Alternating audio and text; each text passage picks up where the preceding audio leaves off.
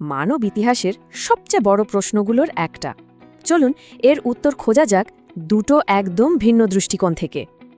আমরা কি এই মহাবিশ্বে একা? যুগ যুগ ধরে এই প্রশ্নটা কিন্তু সবাইকে ভাবিয়েছে। এর উত্তর খোঁজা হচ্ছে একদিকে স্পেস অবজারভেটরিতে আর অন্যদিকে প্রাচীন ধর্মগ্রন্থে। বিজ্ঞানের এই খোঁজটা কিন্তু এখন বেশ মেইনস্ট্রিম। ইউএপি নিয়ে আগ্রহ বাড়ায় এই গবেষণা আরও গতি পেয়েছে।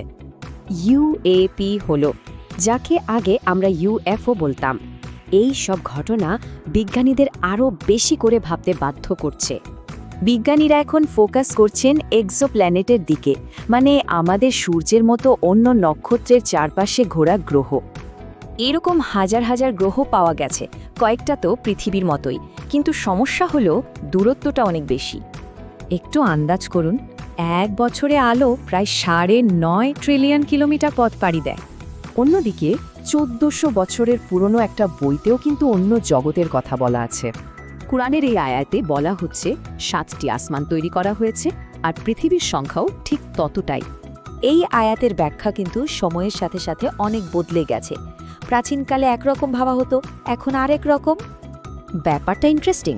একদিকে আধুনিক বিজ্ঞানের মাল্টিভার্স থিওরি, অন্যদিকে কোরআনের 7টি পৃথিবীর ধারণা।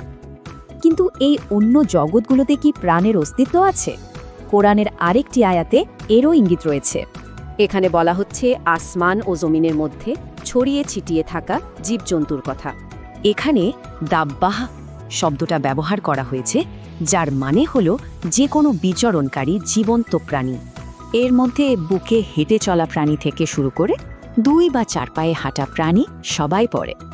অনেক স্কলার মনে করেন এটা অন্য গ্রহে প্রাণীর ইঙ্গিত দেয়, তবে তারা ঠিক মানুষের মতো নাও হতে পারে। প্রাচীন তাফসির কারক ইবনে আব্বাস তো আরও এক ধাপ এগিয়ে ভাবতেন। তার মতে অন্য জগতেও আছে আলাদা সভ্যতা।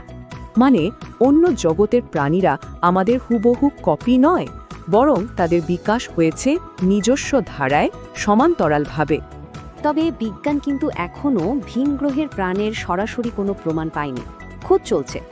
তাহলে দেখা যাচ্ছে বিজ্ঞান আর ধর্মগ্রন্থ দুটো পথই একই প্রশ্নের উত্তর খুঁজছে। এই খোঁজ এখনও চলছে, কিন্তু ভাবুন তো, যেদিন উত্তরটা পাওয়া যাবে সেদিন কি হবে?